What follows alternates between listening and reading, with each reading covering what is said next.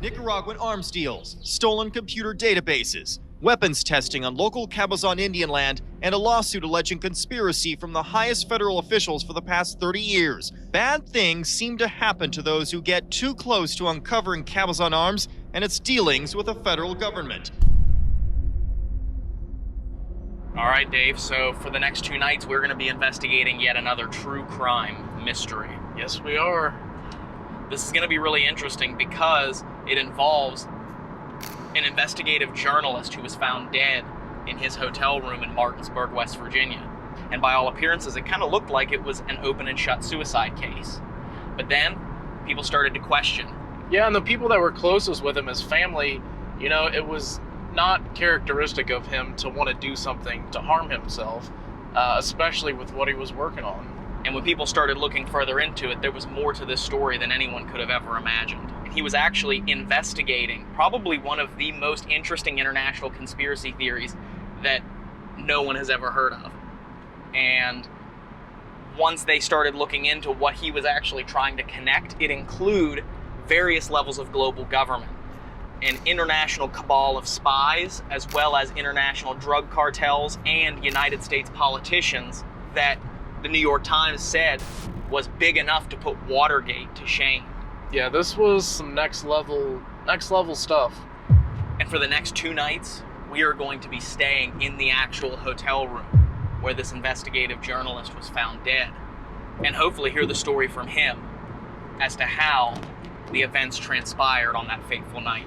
Yeah, I mean, it would be great to actually communicate with him and figure out what happened, because they're still not sure, and people are still hesitant to talk about it to this day because of the level of what he was trying to uncover. Yeah, the hotel's right off this exit here, so let's check in and go see this room for the first time and start our investigation into cold case hauntings, the mysterious death of Danny Casolaro. Let's do it. Let's do it. Journalist Danny Casolaro investigated what he called the Octopus and was found dead in his hotel room in 1991. His reporter notes disappeared. The book on the conspiracy he was to name Indio was never finished. Even the detective desperately asks, "Am I just another lamb to the slaughter?"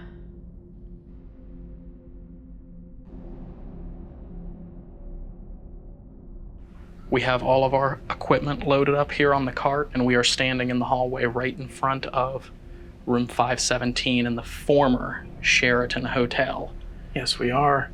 I have such an uneasy feeling about walking into this room because this is the actual room that everything went down in. Yeah. So, You think about it, August 1991, a housekeeper walks through this exact doorway, going in to clean the room, and finds journalist Danny Casolaro dead in the bathtub. yeah. And we're about to walk in here. Let's go in.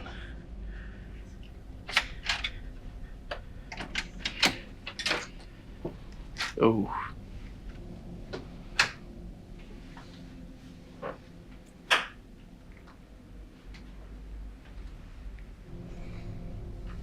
This is weird, man. This is strange. I looked right into where the bathtub was.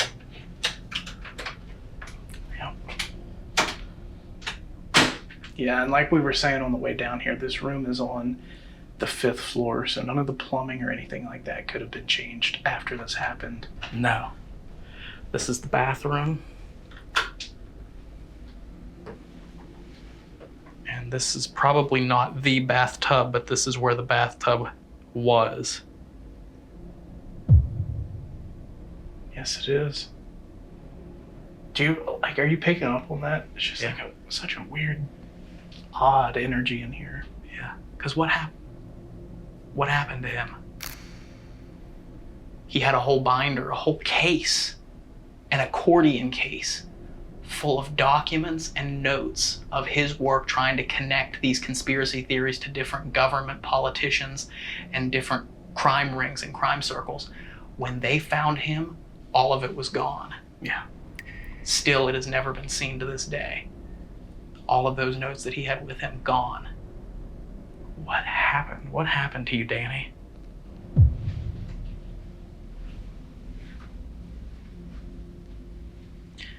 You know, one of the things I remember reading about this particular case was that they said the only fingerprints they could find in this room were the fingerprints of Danny himself.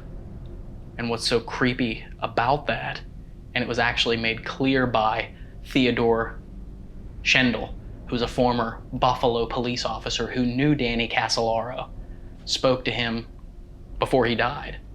He said it was booked. It always had people in the rooms. And when housekeeping comes in here to clean, they don't wipe away fingerprints.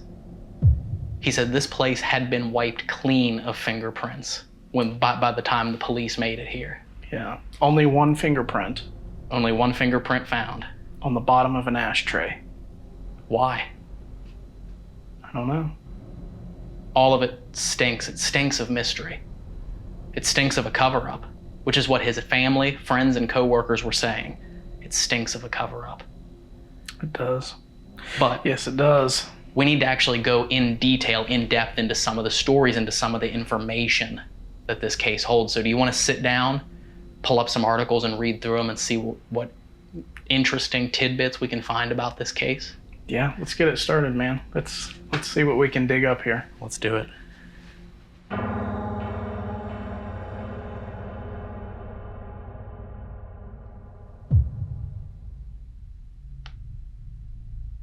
Okay. So, the first thing I think we really need to do is we really need to kind of buckle down and look into some information on Danny, the case, and dive a little bit into why they believe this was not actually a simple open and shut case of someone taking their own life. Yeah, there's too much mystery around it. And it delves into a lot because Danny Casolaro was self-employed at the time of his death. For years, he had been working for different publications, doing investigative journalism, but he was delving into a case that he called the Octopus, right, which was a far-stretching conspiracy theory that he believed involved many levels of not only the US government, but also a lot of different governments on a global scale, including banks. And some people believe that it was just a conspiracy theory that led nowhere, and that caused him to dive into a deep depression and that he took his own life. Other people believe that he may have gotten too close to the truth. Found out a little too much, maybe. Maybe. So this is actually an article from the New York Times. Reporter is buried amid questions over his pursuit of conspiracy idea. The article was written August 17th, 1991. A freelance writer who was found dead with his wrists slashed in a hotel room in Martinsburg, West Virginia a week ago was buried near here. I think here they're referring to Arlington, Virginia, because that's actually where Danny was buried, is Arlington, Virginia. Yes. The body of Joseph Daniel Casolaro, 44 years old, of Fairfax City, Virginia, was discovered by West Virginia authorities on Saturday in what was tentatively ruled a suicide. Mr. Casolaro's family and friends said that he had told them that he was going to Martinsburg to meet a source for the story he'd been working on for more than a year. Family members and associates have said that despite the views of the local authorities and findings of an autopsy, they strongly believe that Mr. Casolaro might have been slain because of what he had discovered. Mr. Casolaro had been investigating a case in which the owners of a computer software company called Inslaw have accused the Justice Department of stealing programs the company had designed to track criminal cases worldwide. So actually, this gets into a little bit about his brother here, because it says the case has been in the courts for nearly a decade, and Mr. Casolaro's brother, Dr. Anthony Casolaro of Arlington, Virginia, has told reporters he believed his brother may have been close to uncovering a major conspiracy in connection with the Inslaw case. He said in an interview today that his brother had told him in the last 2 months that if he died in an accident, don't believe it. Oh, wow. So he literally told his brother, if I die in an accident, don't believe it was an accident. That's crazy. And then he comes here to Martinsburg, West Virginia, to the Sheraton Hotel, to this hotel room. This very room. In the bathroom that is right here behind us. And they find him dead in that bathroom under mysterious circumstances. Dr. Casolaro said he was very skeptical his brother had taken his own life for several reasons, including the facts that his brother had recently received numerous death threats and that none of the notes on the case were found with his body. If this is a cut and dry, open and shut case of a man who was depressed with his work and took his own life, what happened to the rest of his work? I don't know. Elliot Richardson, a former United States Attorney General who now represents Inslaw in its suit against the Justice Department, said Mr. Casolaro's death should be subject to federal investigation led by someone of unquestioned integrity and independence.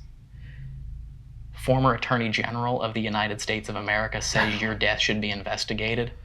Yeah. There's definitely a chance your death should be investigated. Yeah, definitely puts some questions into the air.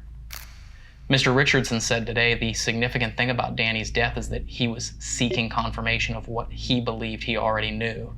He said that if the informers Mr. Casolaro had already talked to were to be believed, it involved a conspiracy far worse than Watergate, one that involved various international banks, drugs, the persistence but unproven allegations that in 1980 some members of Ronald Reagan's presidential campaign team worked to delay the release of American hostages in Iran to damage President Jimmy Carter's re-election chances. Wow. That's some big stuff right there.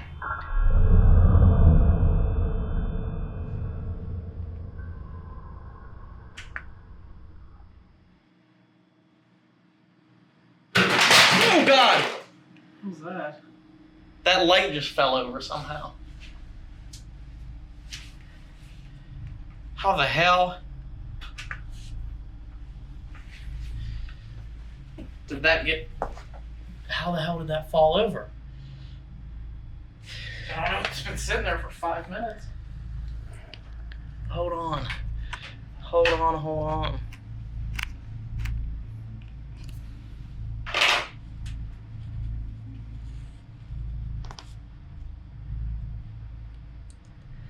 Oh, the hell.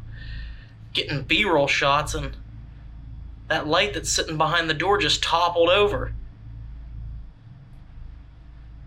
And there's nobody in there. Hold on, this is uncut as you saw. Let me take this off of the slider here. I'm trying to do it quickly. You saw Dave just go in there. Yeah. It was weird. It's been sitting there for several shots.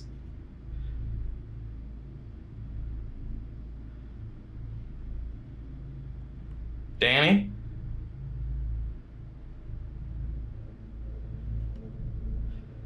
Granted, I know it was sitting in the bathtub. But like you said, you set it up so it would be sturdy. Yeah. It was... It had been there for several minutes, so... I don't know. It sounded very violent. It fell pretty hard. That's very odd. Yeah. That's what I thought. It was... It scared the hell out of me. It didn't break it, did it? That I don't know. Let's see. Nope. But, yeah, I have no idea how that happened.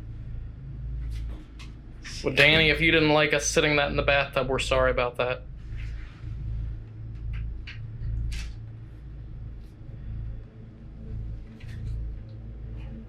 That is kind of creepy because that is the bathtub where they found him. And you had it sitting in the bathtub. Yes, I did. I mean, the legs were closed enough so it'd sit flat on the bottom, so I don't understand how it did that, but... I don't either. That's... I really don't know. That's weird. I have no clue.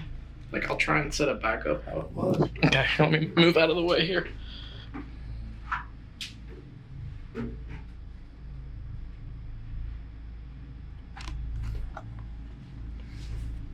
sitting just how it was.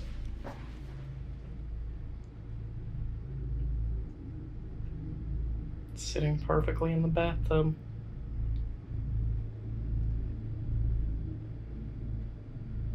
That's so weird. That came crashing down violently. I don't know, like, if you move it, it doesn't, I mean, it's stable. So, That startled the shit out of me. well, yeah. I mean, that was not expected in the least, so. But I think it goes deeper than this, because this continues to talk a little bit about the various problems with the actual report. The article goes on to talk about how they didn't actually do a proper autopsy on his body before the family was even alerted to his death, and his body was already embalmed. And that brings up a whole slew of questions. Who paid for the embalming? Why was he embalmed so quickly before the family was even notified of his death? Right. Was there some sort of cover-up going on, or were they just following procedures? This is a Washington Post article right here, written on August 31st, 1991 by Kim Masters. So this was international news. There were publications all over the United States, maybe even the world, that were talking about Danny Casolaro.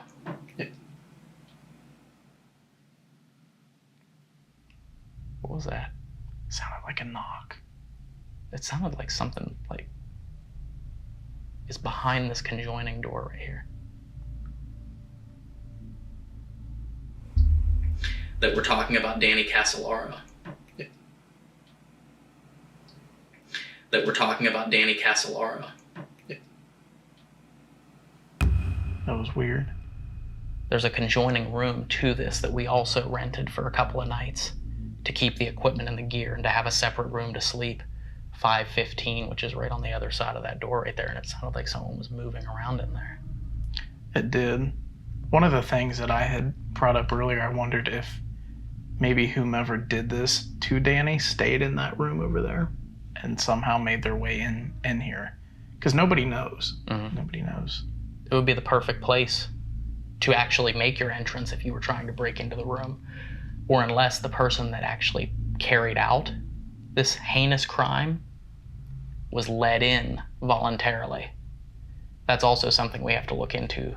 Casolaro was here to meet a source about information. Right. He very well could have had someone to show up at his hotel room to give him this information, let them in willingly, and then had them attack him. And depending on what level of people were coming after him, this was, back when this happened, these were like physical key rooms. They weren't key cards or anything like that. So it could have been someone that picked a lock to get in here. Mm-hmm. Could have been somebody that came in while he wasn't here and they just waited on him to go in the bathroom or something like that.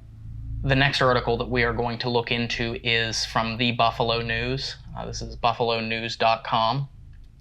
And part of the reason we wanted to read this is because it talks with someone in law enforcement that did not agree with the consensus that the police in Martinsburg came to. Right.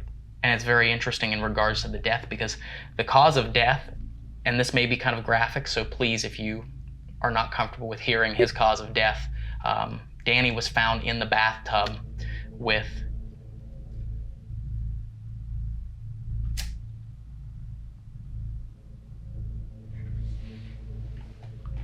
What just happened? I don't know.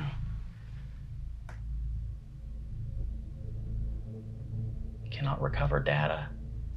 What the hell? That's never happened before, and we literally just formatted this card. Yeah. We just lost all of that. How? I don't know. We still have the clip of us walking into the room, but that's all we have. But the clip of us sitting here talking about his murder just randomly deleted itself. Mm-hmm. I'm gonna start rolling on this again. Should we do a different memory card just in case we don't lose the walking in? Yeah, probably. Let's do that. Is that one rolling back there again? Yes. I don't know how to explain that. We've had these cameras for Years. years. We've used these camcorders as a secondary angle to our interviews for years. I've never seen it do that before. We literally filmed this entire segment of us going through the news articles, talking about what the octopus was and why people believe it could be important enough to cause someone to commit murder. And the camera was on, it was rolling, it was recording. And then we get to the part where we're talking about his actual death. And that camera just shuts off. It just reboots itself. It stops, shuts off, and reboots itself. And the clips are gone. It said the clip that was on, that we were recording, was corrupted. Yeah. And it's gone. That's bizarre. And the clips that we filmed earlier today, coming into the room for the first time, are still on there. Mm-hmm. But the one that we just filmed about government conspiracy theories, that specific clip is gone. Is gone. I mean, we can't, there's no way for us to say it's paranormal. It sounds crazy to say that that's paranormal, Yeah. but it's weird. It is weird. And we'll have this angle behind us here to show you that nobody got up and turned it off or anything. No. It just click, snap, off. Yeah. I don't know, we should put a new memory card in that though, so in case it does it again, we don't lose anything that we filmed earlier. Yeah. And then I guess we'll just have to start this again. We'll just, start from where we were. We'll just, use the two angles that we had, and we'll just start from where we were. Let me go get a new memory card.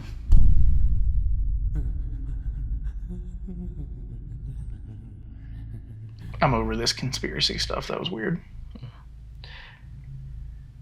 And Schendel in his book actually wrote, Danny got too close to the truth. Which again, of course, Danny got too close to the truth. There may not have been a truth to find. We don't know.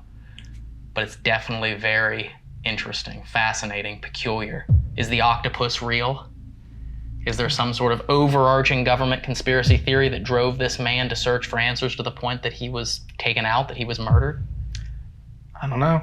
That's the reason we're here for a couple nights. We're going to go and do some more research into this, dig a little bit deeper, head to a few of the places he frequented while he was here, and then we're going to come back at some point and try and communicate with Danny himself. Yeah, and reading this stuff, reading about this overarching theory that he had about the octopus helps us get closer to being in his mindset, the confusion, the parts and pieces, putting it together. He was obsessed with this case. This is going to be a crazy series. I'm really excited to get started. I think we should go and hit the ground running and start trying to get into the mind and get the information and details behind the case of what happened to Danny Casolaro. Let's do it. Let's do it.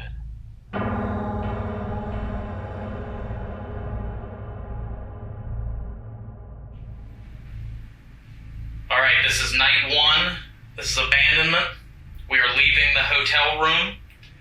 This is the bathtub, of course, where Mr. Casolaro's life came to an end. Sir, we put a light in the back corner there if you're here in the bathroom. We don't know whether you're here or not, but if you are, that'll let us know that you're here. If you can see that. Rolling. Rolling on this one. You did turn it on, right? The camera? The REM pod. Yes. Okay. This is abandonment. 3 cameras set up in the room we're leaving. We're going to be going to our first place of interest, where actually the last place that Mr. Casolaro was seen alive. So, sir, there's a light in the bathroom. We don't know if you can see it or not in the bathtub. While we're gone, if you want to touch that, or if you want to walk in front of this door right here, this will play music if you walk in front of this door. Or you can touch this device on the bed right here too. We're here to get some answers from you. We're going to be here for a couple of nights. We know nobody really wanted to listen to what you had to say, your conspiracies, if they were conspiracies or the truth. and we would like for you to come out and talk to us tonight. We're here for you to tell us the truth, Dan. We're here to listen.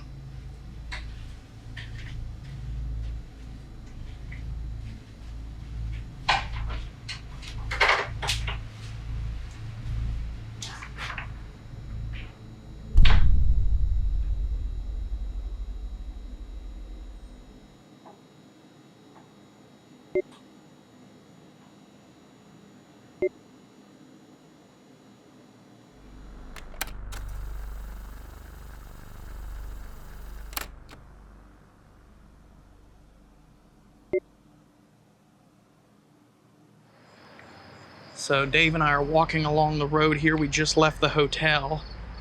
Yes, we are currently walking down to the former Pizza Hut. It's now closed down, where Danny spent some time while he was in the area here. One of the waitresses there was somebody that the police investigated. And when they interviewed her, she actually said that he spent most of his time. Danny was known as a romantic, kind of like a hopeless romantic, and he actually was pining to her with F. Scott Fitzgerald's epitaphs. Yes. Written on napkins, and he was slipping it to her. And she said that was the thing she remembered most about Danny. Seemed like he was in good spirits, not someone who would go back to the hotel room and take his own life. Right. Which leads a lot of people to believe that he didn't. Right. Yeah. So. And I mean, the proximity here from the hotel to the actual former Pizza Hut is less than a football field. Yeah, he literally walked over here. Probably the same sidewalk we're walking on here. Yeah. Back in room 517, everything seems quiet as our cameras and audio recorders roll. But 18 minutes after we left the hotel, the digital audio recorder picks up a strange interference that almost sounds like a man's voice speaking through the white noise.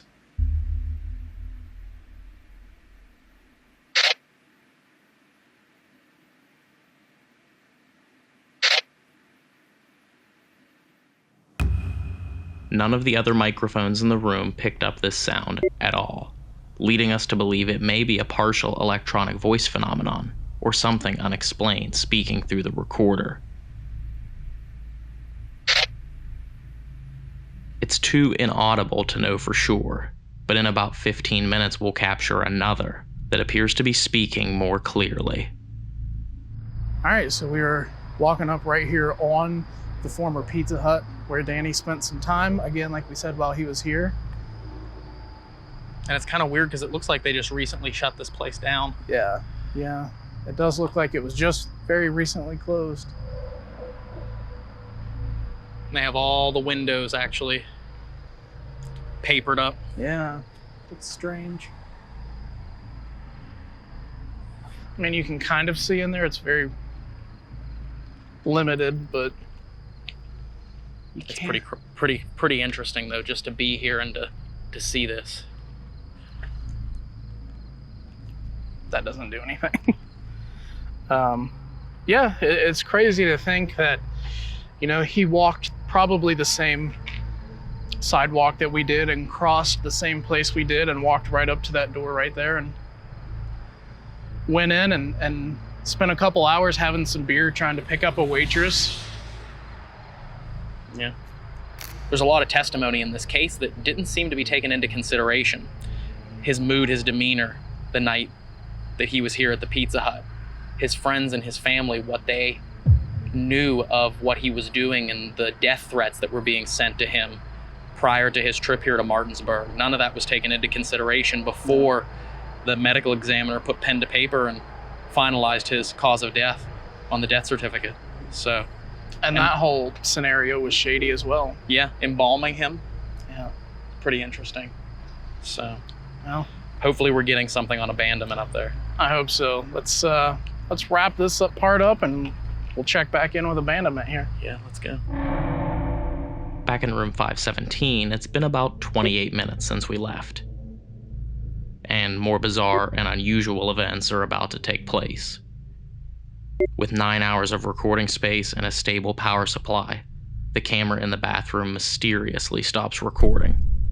We conduct these abandonment sessions on almost every investigation, and this has never happened with this camera.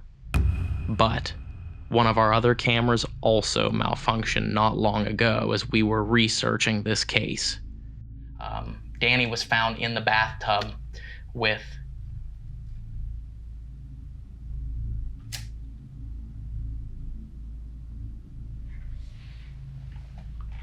what just happened? I don't know.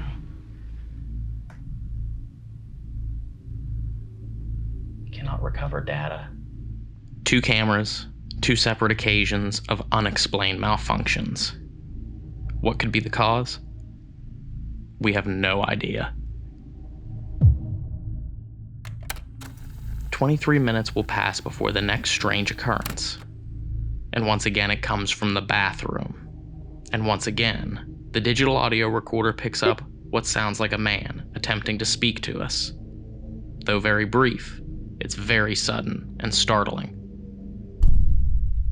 What do you think he's saying?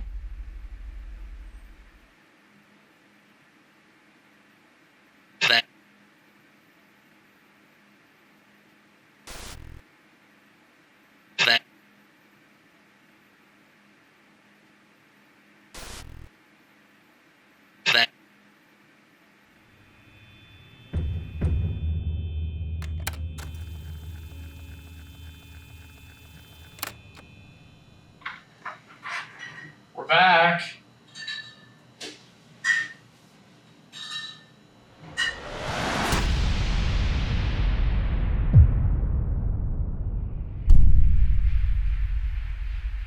All right, so we are getting ready to start the first night of investigating in room 517 at the former Sheraton, where Dan Casolaro was found dead in August of 1991.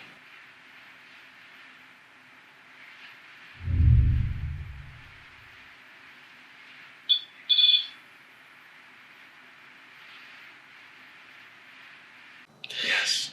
Now, we were reading an article from Ron Rosenbaum, and he was talking about all the different things that he enjoyed. He enjoyed raising horses, and he enjoyed poetry. He enjoyed music, musicians like Tom Waits, and that his favorite drink, his drink of choice, is a Budweiser. Yes. So what we'll do is go in there, crack open a cold one, sit down and talk, and hopefully he'll tell us what happened I hope so, man. that fateful night. Let's do it. Let's go in. Switching to night shots.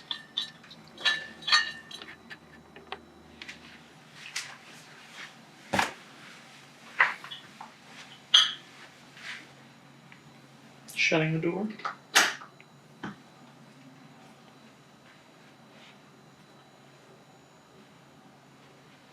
Mr. Casolaro, you probably saw us running around here for the past couple of hours. We're staying in the room tonight. Most people stay in this room just to stay in the room and have a place to sleep, but we're here specifically for you, my friend. And I don't know if you knew this or not, but we have read some stories that some of your friends wrote about you, and we actually read that you enjoyed a Budweiser every now and again. So we brought you a Budweiser in hopes that you'll come out and sit down and tell us your story. Is that okay with you?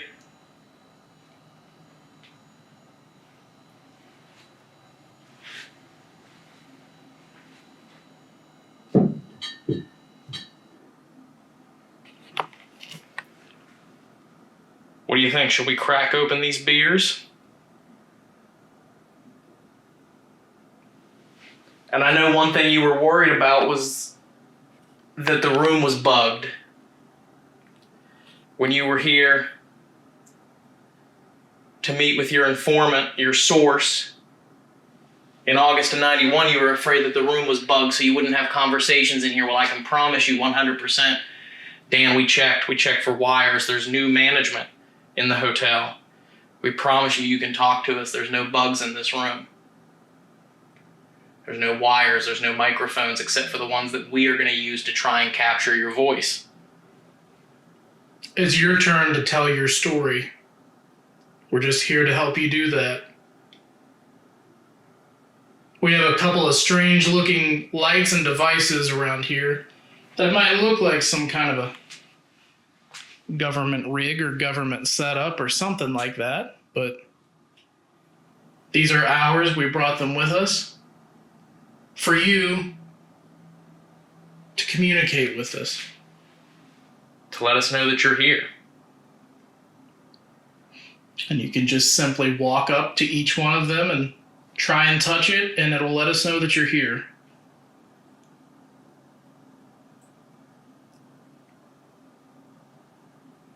Or you can move them around and knock them down like you did the light that was in the bathroom a little bit ago.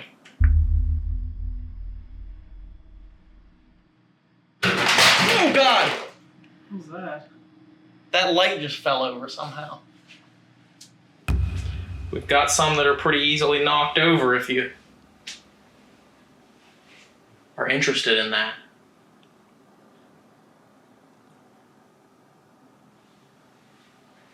Danny, are you here with us?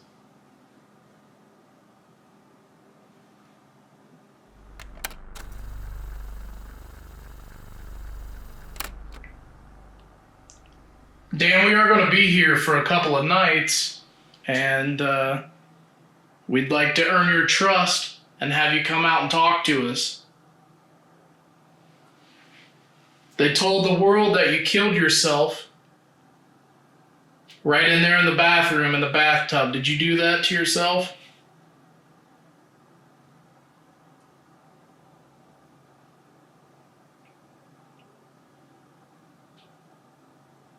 What was that? Sounded like it was over by that door.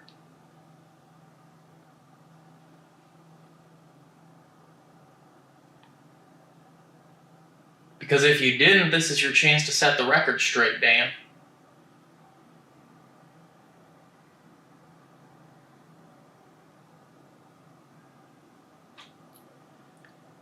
We know for your journalism, a lot of the time that you used a tape recorder to record your findings and things like that. Well, technology has progressed, and right here in Ryan's hand, that's what our tape recorders look like now. So if you could give us some answers into the tape recorder right here, that's another way we can communicate with you. Tell you what, my friend, here's what we'll do. Recording. This is Danny Casolaro's room. We brought a tape recorder right there for you to talk to us as well. We got one that's new and one that you would remember. It's me.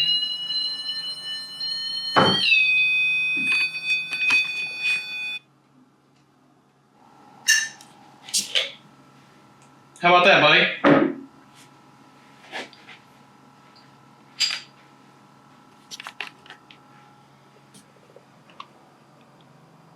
It's all yours, my friend.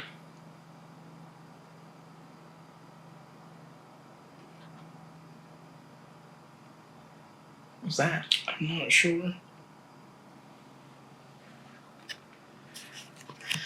Why don't you sit down there and have some suds? Get yourself a brew. You can sit right there on the edge of the bed and have a drink.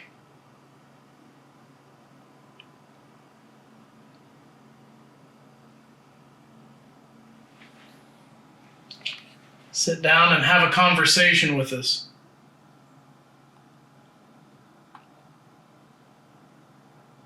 We're here on our own investigation to talk to you and see what kind of stories you had, because we're interested in that.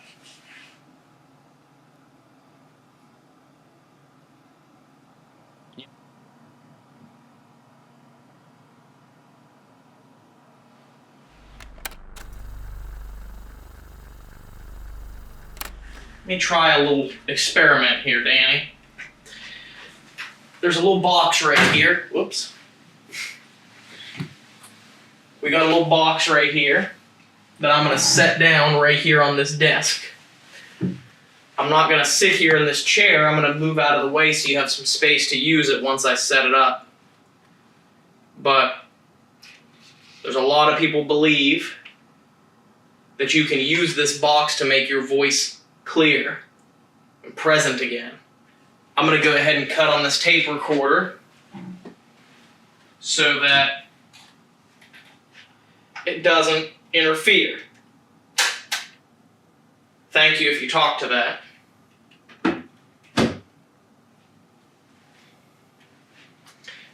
Mr. Casolaro, they call this a spirit box.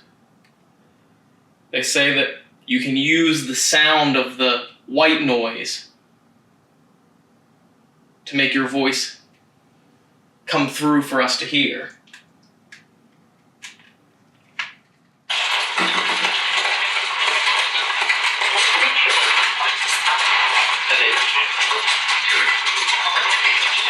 Let me get this dialed in here, my friend.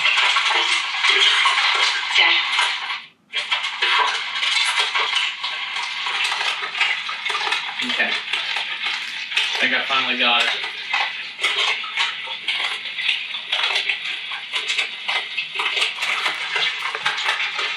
It's a little bit tougher to dial in because that's an analog spirit box. It's not as much of a turn it on and go as your other versions like the PSP7 or the S-Box. This one you have to try and dial it in until you hit that sweep rate that allows for the best possible results without interference. Dan, come on up and have a seat here if you'd like, and try and have a talk to us through the radio. Have a beer, sit down and have a chat with us. Does that sound good?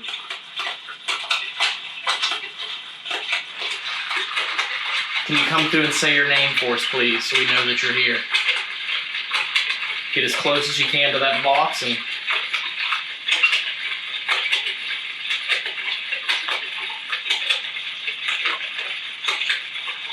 see if you can use it to talk.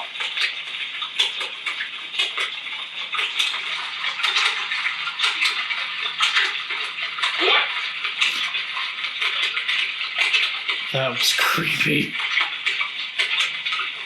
Someone went, what? Yeah. Who is this that we're talking to?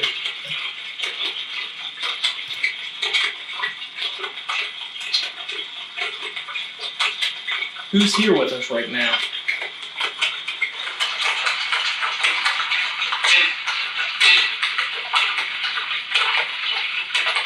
Dan, are you trying to come through?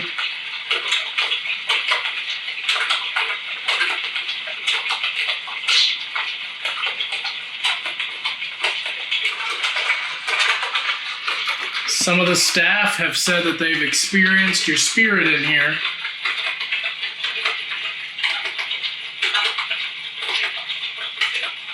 You know, you can use our energy to help you communicate if you need.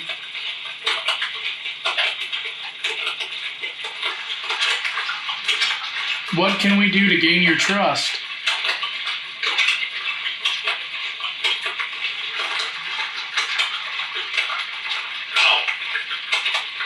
So out or now? I'm not sure. It was the same voice that said what? Yeah.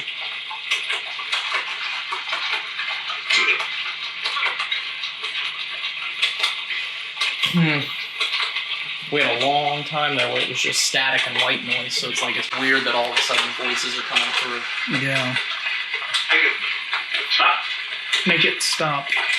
Please. I said make it stop. Please. Make what stop? It's like it's weird that all of a sudden voices are coming through. Yeah. Make it stop. Please. I said make it stop. Please.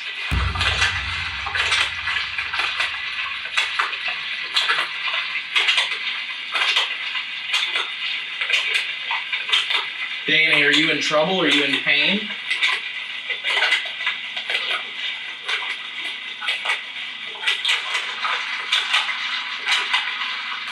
That kind of was like a punch right to the gut. Yeah. Like I said, make it stop, please. Are you okay? Do you need our... What did it say? Sound like a little bit. Are you okay?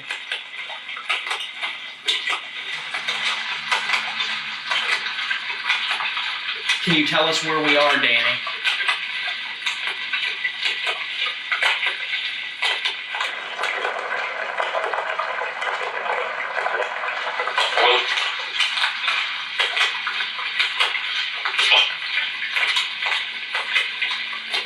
The F-bomb? Sound like it said... Can you tell us where we are, Danny?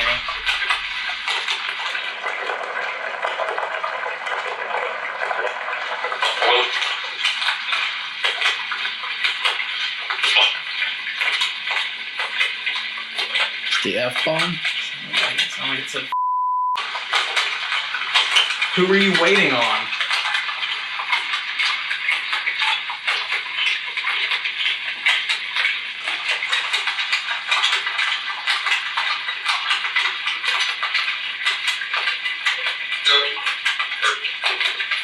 Don't hurt. We're not here to hurt anybody.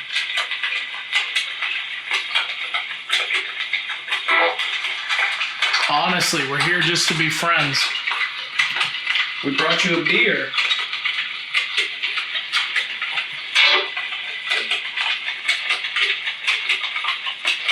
We brought you a Budweiser, your favorite.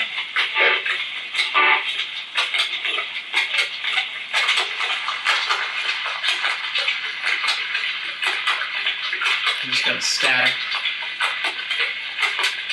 Like a very strong movement of static just went right in front of me. Really?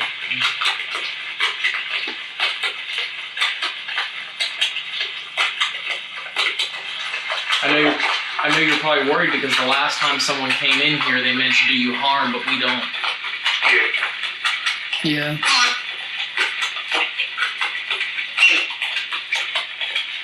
What did they do to you?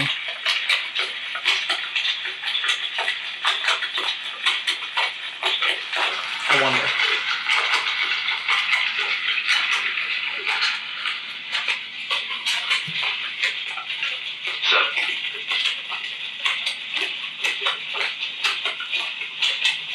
Come with me. Huh? Said come with me. Watch the REM pod. Yep.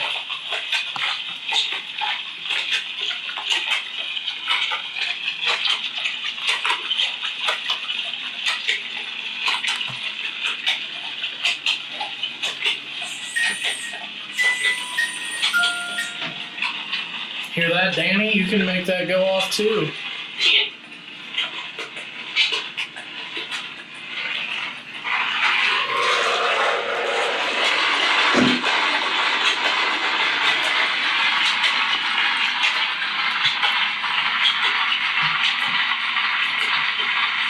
Dan?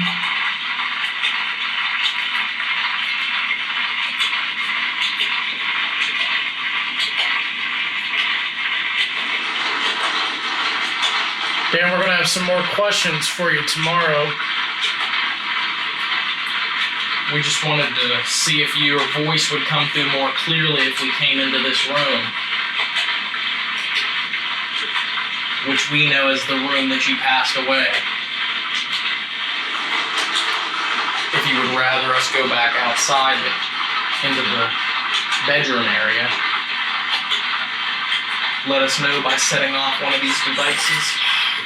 God. Sorry. Let us know by setting off one of the devices, just like... Was that me? Yeah, had to have been. Yeah, there we go, it's down here. That was what I did. Okay. Let us know by setting off one of the devices in the other room.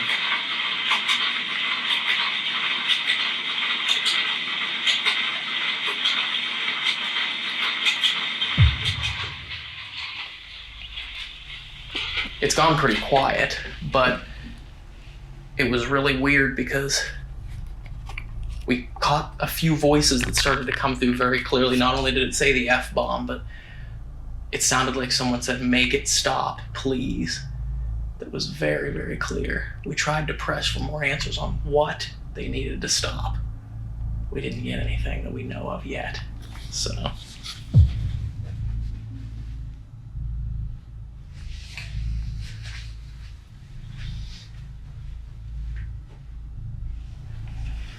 Interesting. Yeah, that was kind of an interesting session. Yeah. A little bit slow, and then some voices started coming through, and then it kind of just stopped. But some very frantic voices that were coming through. Very panicked. Yeah. I don't know. Maybe Dan will have more of an energy tomorrow, more of a presence tomorrow to come out and speak with us. So Yeah. On the next episode of Cold Case Hauntings.